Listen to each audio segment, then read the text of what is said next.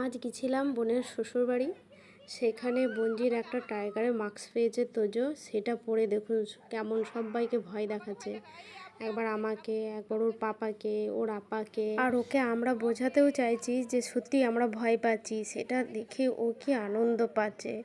আমরা সবাই ওকে এরকম নিয়েই খেলা করি, তাও ও কেন যে কথাটা শিখতে পারছে না বুঝতে পারছি না।